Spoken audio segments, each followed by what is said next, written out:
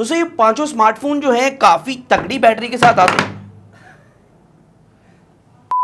अस्सलाम दोस्तों, आप देख रहे हैं खालिद टेक्निकल यूट्यूब चैनल। दोस्तों आज हम करने वाले हैं 5 मोबाइल फोन का एक बैटरी ड्रेन टेस्ट। मैं आपको बताऊंगा कि पाकिस्तान के अंदर इस टाइम सबसे ज्यादा मैसिव बैटरी के साथ जो स्मार्टफोन आता है, क्या एक्चुअली में उसकी बैटरी जो है वो 7000 mAh जितना परफॉर्म करती है। और दोस्तों यहाँ हमारे पास 5 मोबाइल फोन्स हैं। एक है इन्फिनिक्स की तरफ से नोट 10, एक सैमसंग का A03s है, और एक है यहाँ रियलमी का C25s, और एक यहाँ है टेक्नो पोवा 2, और यहाँ दोस्तों आखिरी मोबाइल फोन है Y20s। दोस्तों इन सारों का हम एक कंपैरिजन करने वाले हैं जो कि बैटरी ड्रेन टेस्ट होगा, और मैं आपको बताऊंगा इनमें से सबसे अच्छी बैटरी जो है वो कौन सा स्मार्टफोन आपको प्रोवाइड करता है। तो दोस्तों यहाँ सब मोबाइल फ़ोन की जो बैटरी है वो फुल कर ली हमने, और यहाँ हमने मोबाइल फ़ोन को कर लिया ऑन, और यहाँ हम दोस्तों सबका कंपैरिजन शुरू करने वाले हैं। बेसिकली एक बैटरी ड्रेन टेस्ट होगा, तो शुरू कर लेते हैं। पहले हमने मूवी प्ले की, पहले तकरीबन 2 घंटे के करीब 2 घंटे की मूवी थी, वो हमने यूट्यूब पे प्ले की, और हमने इसको फुल स्क्रीन नहीं किया कि आपके सामने बैटरी शो होती रहे, तो बैटरी विजिबल हो रही है आपके सामने। और उसके दोस्तों अलावा मैं बताता चलूँ कि ये जो स्मार्टफोन्स है ना,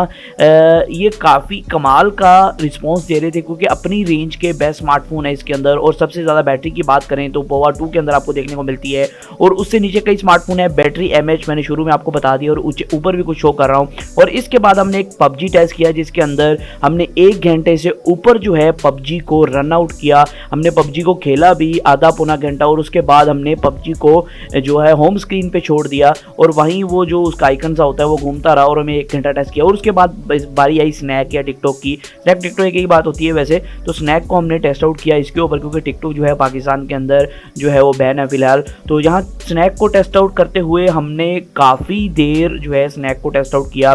तकरीबन हमें टेस्ट आउट करते करते स्नैक को 4 घंटे से ऊपर का टाइम गुजर चुका था, और मोबाइल फ़ोन जो है वो काफ़ी अच्छा रिस्पॉन्ड कर रहा था। और हमारा जो टाइमर वाला फ़ोन था ना, उसकी बैटरी कभी कभी जो लो हो रही थी, इस वजह से मैं उसको ना पावर बैंक के साथ लगा के रख रहा हूँ, और 1-2 बार चार्जिंग भी स्टार्ट की। और फिर मैंने कैमरा टेस्ट किया कि भाई कैमरा, अगर मैंने घंटे घंटे की रिकॉर्डिंग की सिंगल फ़ोन से, बैक कैमरा से, फ्रंट कैमरा से, फ्लैश ऑन से, फ्लैश बंद से, क्या आपको अंदाज़ा हो सके कि इसकी बैटरी जो है वो कैसा परफॉर्म करती है। तो यहाँ जो कैमरा टेस्ट है ना, वो करते करते जो बैटरी ड्रेन टेस्ट है वो 5 घंटे तक भी जा पहुँचा था।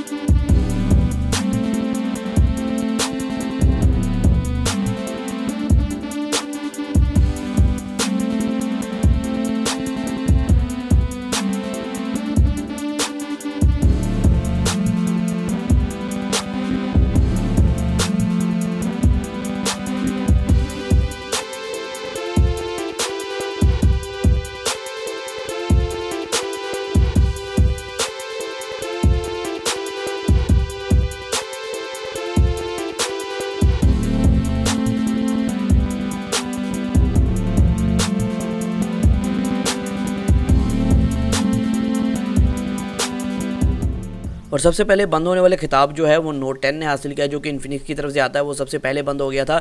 जबकि सैमसंग जो था वो 12-13% पे था, और यहाँ जो वीवो की तरफ से Y20 था वो यहाँ आपको अभी भी 22-23% पे देखने को मिल रहा था। तो सबसे पहले नोट 10 जो है इन्फिनिक्स का बंद हो गया, तो उसको हमने बंद कर दिया। वो तकरीबन 750 के राउंड अबाउट बंद हो चुका था, मतलब कि 7 घंटे 50 मिनट निकाल चुका था। उसके बाद सैमसंग और जो वीवो हैं वो वीवो थोड़ी देर बाद बंद हुआ और सैमसंग भी बंद हुआ, जो कि 10 घंटे से पहले पहले बंद हो गए। 9 घंटे कुछ मिनट था जब सैमसंग और वीवो बंद हो चुके थे। और ये जो स्मार्टफोन है इनकी कुछ रिकॉर्डिंग के अंदर इशू आ गया था, इस वजह से मैं रिकॉर्डिंग आपको नहीं दिखा सका। और अगर मजीद बात करें, मैंने आखिर में दोनों स्मार्टफोन जो कि बचे थे C25s और यहाँ जो टेक्नो पोवा 2 है उनको N22 बार बार रन कर करके उनकी बैटरी ड्रेन करने की कोशिश की।